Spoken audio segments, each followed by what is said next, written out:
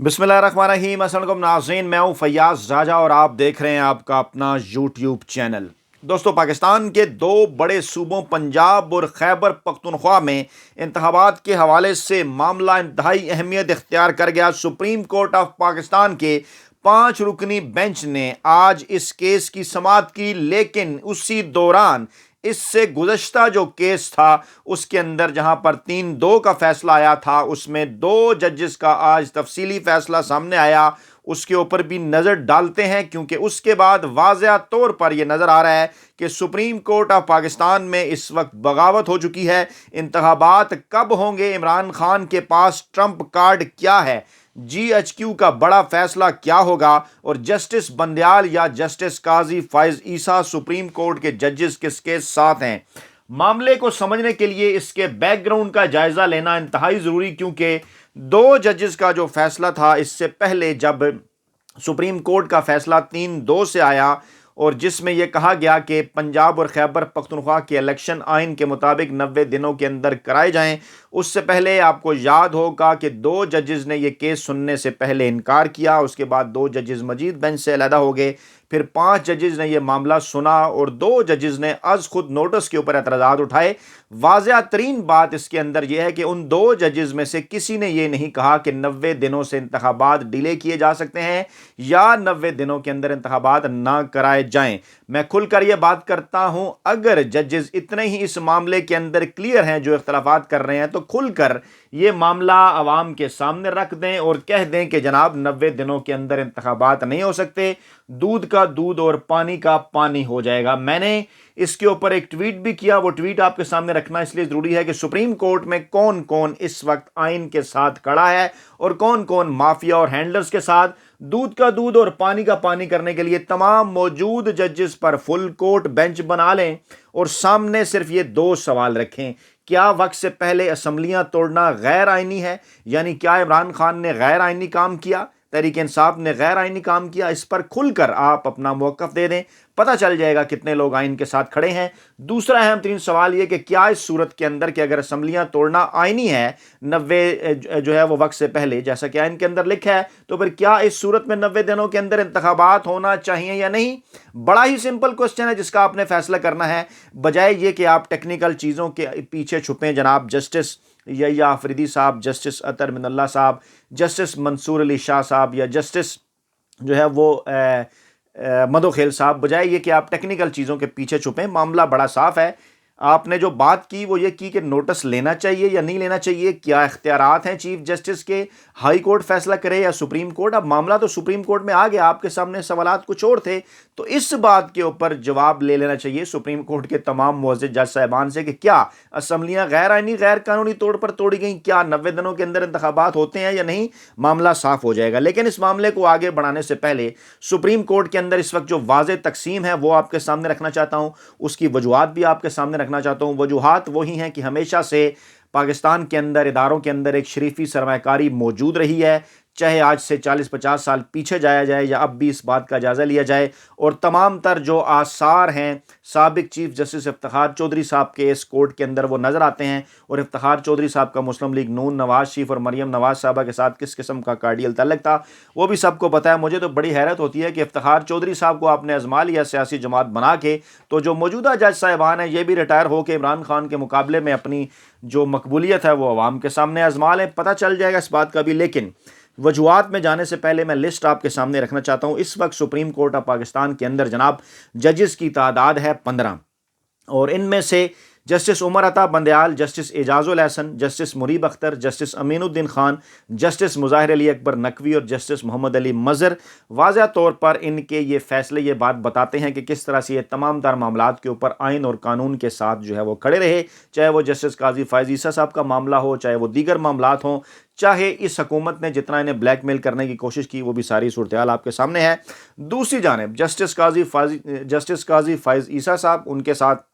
Justice सरदार Tariq, justice Mansoor Ali Shah, justice Yahya Afridi, justice Jamal Khan Mandokhel और justice अतर मिनुल्लाह, यानी 6 जजेस बशमूल जस्टिस उमर अता बंदयाल इस वक्त बज़ाहिर जस्टिस उमर अता बंदयाल साहब के साथ और उनके मौक़िफ़ के साथ खड़े हुए नज़र आ रहे हैं। دوسری جانب 6 ججز جسٹس قاضی فائز عیسیٰ کے بشمول ان کے ساتھ، ان کے اس موقف کے ساتھ یا اس موقف کے ساتھ جو اس وقت جنگ جیو گروپ یا نون لیگ بھی پروموٹ کرنے کی کوشش کر رہی ہے، پاناما کا معاملہ اس کے اندر ڈالا جا رہا ہے، اس کے اوپر میں پہلے بھی تفصیلی بات کر چکا ہوں۔ مجھے بڑی حیرت ہوتی ہے، پاناما بینچ والے معاملے کے اوپر یہ بات کرتے ہیں، وہاں پر 3 اور 5 ججز کے حوالے سے یہ جو کنفیوژن کریٹ کرنے کی کوشش کرتے ہیں، 2 ججز نے فوری طور پر نواز شریف کو سزا سنا دی تھی، 3 ججز نے کہا تھا معاملہ جے آئی ٹی کے اندر لے جائیں، وہی معاملہ آگے بڑھا تھا، پہلے کورٹ آرڈر آیا تھا، اس کے بعد پھر سپریم کورٹ کا فیصلہ آیا تھا، یعنی 2 ججز تو نااہل قرار دے چکے تھے، باقی 3 نے پھر بعد میں جا کر وہ اس معاملے کے بعد جا کے انہیں نااہل قرار دیا۔ اس معاملے کے اندر تو کچھ اور ہے، ایک نیا بینچ بنا، کانسٹیٹیوٹ کیا گیا، پہلے جناب وہ 7 رکنی بینچ سامنے آیا، اس کے اوپر اعتراضات کیے نون لیگ نے، ان ججز کے اوپر وہ جج خود ہی سائیڈ لائن پہ ہو گئے، اور جن میں وہ جسٹس منیب اختر، جسٹس مظاہر علی اکبر وہ شامل تھے، وہ سائیڈ پہ اوپر ہو گئے کہ ان کے اوپر اعتراض کیا جائے گا۔ اس کے بعد 2 مزید ججز اس معاملے کے اوپر وہ سائیڈ پہ ہو گئے، جس میں جسٹس یحییٰ آفریدی صاحب شامل تھے، جسٹس اطہر بن اللہ شامل تھے، ان کا معاملہ از خود نوٹس کے اوپر اعتراض کا تھا۔ اس کے بعد 5 رکنی بینچ بنا، اس 5 رکنی بینچ میں سے 3 رکنی بینچ نے واضح طور پر فیصلہ دے دیا کہ الیکشن آئین اور قانون کے مطابق ہونے چاہیے، لیکن اب آج کے اس فیصلے کو ایک بار پھر کنفیوز کرنے کی کوشش کی جا رہی ہے، جو کہ آج پہلا سوال تو یہ ہے کہ یہ جو 2 ججز کا تفصیلی فیصلہ آج جنگ جیو گروپ جو رپورٹ کر رہے ہیں بار بار، اس کو آج کے دن ہی خاص طور پہ کیوں روک کے رکھا گیا تھا، آج ہی دن اس کو کیوں جاری کیا گیا جب سپریم کورٹ آف پاکستان کے اندر یہ معاملہ ایک بار پھر ان کے سامنے گیا، کنفیوژن پیدا کرنے کے لیے ایک بار پھر یہ بات کی گئی، نہیں جناب یہ تو 4 ججز یہ بات کر چکے ہیں، بالکل آئینی اور قانونی نقطہ نہیں ہے، یہ غیر آئینی اور غیر قانونی نقطہ ہے۔ اس کی وجہ میں نے آپ کے سامنے رکھی کہ یہ تقسیم سامنے ہے، باقی جو 3 ججز جناب بچ جاتے ہیں، اس میں جسٹس عائشہ ملک ہیں، جسٹس اطہر رضوی ہیں اور جسٹس شاہد وحید ہیں، یعنی اس وقت 6 ججز بشمول جسٹس عمر عطا بندیال کے ان کے ساتھ ہیں، اور 6 جسٹس بشمول جسٹس قاضی فائز عیسیٰ کے ان کے موقف کے ساتھ ہیں۔ واضح طور پر سپریم کورٹ آف پاکستان کے اندر ایک تقسیم وہ نظر آ رہی ہے، اور یہ 3 ججز کیونکہ ابھی تک ان کا کنسنٹ سامنے نہیں آیا کسی بھی فیصلے کے حوالے سے، تو بظاہر جسٹس عائشہ ملک، جسٹس حسن اطہر رضوی اور جسٹس شاہد وحید وہ غیر جانبدار نظر آتے ہیں۔ معاملہ ایک بار پھر وہی ہے، معاملہ کیا ہے؟ معاملہ یہ ہے کہ اسمبلیاں ٹوٹی ہیں وقت سے پہلے یہ فیصلہ کر لیں کہ کیا وقت سے پہلے اسمبلیاں توڑی جا سکتی ہیں یا نہیں۔ اگر اسمبلیاں توڑی جا سکتی ہیں وقت سے پہلے تو پھر الیکشن 90 دنوں میں ہونا چاہیے یا نہیں، واضح اور صاف فیصلہ ہے۔ اور اگر اسمبلیاں نہیں توڑی جا سکتی 90 دنوں کے اندر تو پھر آئیں ذرا بلائیں عمران خان صاحب کو، ان سے پوچھیں کہ انہوں نے کس قانون کے تحت توڑی، وہ آپ کو بتا دیں گے، آپ کو بھی اس معاملے کا پتہ ہے۔ اور اگر آپ یہ سمجھتے ہیں تو پھر عمران خان کو سزا دیکھ کے دیکھ لیں، اگر آپ سمجھتے ہیں عمران خان نے غیر آئینی اور غیر قانونی طور پر اسمبلیاں توڑی ہی نہیں، ٹوٹنی چاہیے تھیں، جو کہ ابھی حکومت بار بار بات کر رہی ہے، تو پھر حالات کا کیا مطلب ہوا؟ حالات ایسے تھے، حالات ویسے تھے۔ آئین کے اندر ایک بات لکھی ہوئی ہے کہ اسمبلیاں توڑی جا سکتی ہیں تو توڑی جا سکتی ہیں، وقت سے پہلے توڑیں گے تو 90 دنوں کے اندر الیکشن، وقت پر اپنی وہ مدت پوری کریں گی تو 60 دنوں کے اندر الیکشن۔ یہ تو آئین کے اندر لکھی ہوئی چیز ہے، اس سے کیسے روگردانی کر سکتے ہیں؟ تو معاملے کو ٹیکنیکل چیزوں کے اندر الجھانے کی کوشش کی جا رہی ہے کہ از خود نوٹس صحیح لیا کہ نہیں، سپریم کورٹ کو سننا چاہیے، ہائی کورٹ کو سننا چاہیے، حالات کیسے ہیں، کیا عمران خان نے اسمبلیاں صحیح توڑی یا نہیں۔ بھائی اس وقت اسمبلیاں ٹوٹ چکی، وہاں پر نگران حکومتیں بن چکی، معاملات چلا رہے ہیں، وہ پاکستان تحریک انصاف کو دیوار کے ساتھ انہوں نے لگا رکھا ہے، اور اس تمام تر صورتحال کے اندر جب آئین اور قانون کے اوپر عمل درآمد کی بات کی جاتی ہے تو آپ معاملات کو کنفیوز کرنے کی کوشش کرتے ہیں، صرف اور صرف اس لیے کہ سپریم کورٹ کے اندر یہ جو تقسیم ہے اس تقسیم کی روشنی میں اس کو مزید گہرا کر کے اس کی آڑ لے کر ایک مرتبہ پھر وہی کس دہرائی جائے 90 کی دہائی کے اندر نواز شریف جب وزیر اعظم پاکستان تھے تو جو کچھ جسٹس سجاد علی شاہ کے خلاف کیا گیا، ایک مرتبہ پھر وہ یہ ساری کہانی وہ جسٹس عمر عطا بندیال صاحب کے خلاف وہ دہرانا چاہتے ہیں۔ میرا یہ خیال ہے کہ جسٹس عمر عطا بندیال صاحب کو اور ان کے ساتھ دیگر جو ساتھی ججز ہیں کھل کر آئین اور قانون کے سامنے کھڑا ہونا ہوگا، کسی قسم کی سبمسیونیس کی ضرورت نہیں۔ اگر وہ یہ سمجھتے ہیں کہ ان کے اوپر کسی قسم کا کوئی پریشر ہے تو قوم کے سامنے لے آئیں، تمام تر معاملہ فل کورٹ بینچ بنائیں، 15 ججز اس کے اندر شامل رکھیں، اور یہ 2 سوالات ان کے سامنے رکھ دیں جناب کہ اسمبلیاں صحیح ٹوٹی ہیں یا نہیں۔ اگر اسمبلیاں صحیح ٹوٹی ہیں آئین اور قانون کے مطابق تو پھر کیا الیکشن 90 دنوں کے اندر لکھا ہوا ہے یا نہیں، تو بڑا ہی واضح ہو جائے گا عوام کے اندر تمام تر چیزیں۔ دیگر معاملات بھی آپ کے سامنے رکھتے ہیں۔ اسلام آباد ہائی کورٹ نے عمران خان کی 7 مقدمات میں عبوری ضمانت وہ انہوں نے منظور کر لی، اور تھانہ گورڑا، تھانہ باراکو، تھانہ رمنا، تھانہ کھنہ، توشہ خانہ کیس، جوڈیشل کمپلیکس، یہ مختلف قسم کے 7 مقدمات تھے، اور یہ جناب معاملہ آج اسلام آباد ہائی کورٹ کے سامنے تھا۔ چیف جسٹس عامر فاروق اور جسٹس میاں گل حسن اورنگزیب پر مشتمل یہ بینچ تھا۔ پہلے بایومیٹرک اعتراض لگایا گیا، اس کے بعد پھر وہ اعتراض دور کر دیا گیا، تو پھر اس کے بعد جناب علی معاملات آگے بڑھائے گئے اور یہ کیسز کے اندر عمران خان کی جو ضمانت ہے وہ منظور کر لی گئی۔ اس کے بعد جناب اس کیس کی سماعت اہم ترین جو 5 رکنی نیا بینچ بنا، اور اس 5 رکنی بینچ کے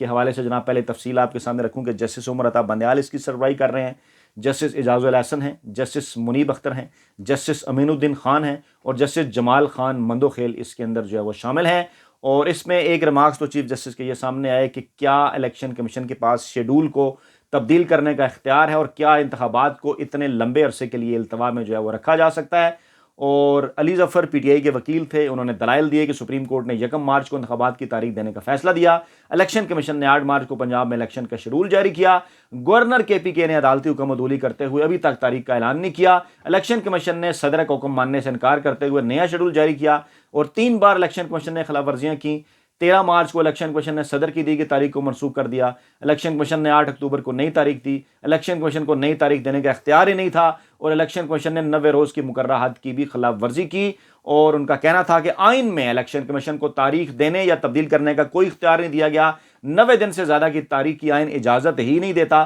الیکشن کمیشن نے عدالتی فیصلے کو نظر انداز کیا۔ اس پر جسٹس مندوخیل نے دریافت کیا کہ عدالت سے کیا چاہتے ہیں۔ علی ظفر نے کہا کہ سپریم کورٹ آئین اور اپنے حکم پر عمل درآمد کرائے۔ جسٹس جمال مندوخیل نے ریمارکس دیے کہ عدالتی حکم پر عمل درآمد ہائی کورٹ کا کام ہے۔ بیرسٹر علی ظفر نے کہا کہ فنڈ نہ ہونے کی وجہ مان لی تو الیکشن کبھی نہیں ہوں گے، معاملہ صرف عدالتی احکامات کے نہیں، 2 صوبوں کے الیکشن کا معاملہ ایک ہائی کورٹ نہیں سن سکتی، سپریم کورٹ اپنا اختیار استعمال کرتے ہوئے فیصلہ کر چکی ہے، سپریم کورٹ کا اختیار ابھی ختم نہیں ہوا۔ جسٹس منیب اختر نے ریمارکس دیے کہ سپریم کورٹ کے حکم کے راستے میں الیکشن کمیشن کا فیصلہ رکاوٹ بنا، سپریم کورٹ ہی بہتر فیصلہ کر سکتی ہے کہ احکامات کی خلاف ورزی ہوئی یا نہیں۔ علی ظفر نے کہا کہ پنجاب اور خیبر پختونخوا کے عوام کے بنیادی حقوق کا معاملہ ہے، کیا گارنٹی ہے کہ اکتوبر میں بھی سیکیورٹی صورتحال بہتر ہوگی۔ چیف جسٹس عمر عطا بندیال نے ریمارکس دیے کہ کیا الیکشن کمیشن صدر پاکستان کی دی ہوئی تاریخ کو ختم کر سکتا ہے، اس معاملے میں سپریم کورٹ کا کوئی فیصلہ نہیں۔ انہوں نے ریمارکس دیے کہ ملکی تاریخ میں الیکشن کی تاریخ بڑھانے کی مثالیں موجود ہیں، بے نظیر بھٹو کی شہادت پر الیکشن تاخیر سے ہوئے، انتخابات صوبے کے عوام کے بنیادی حقوق کا معاملہ ہے،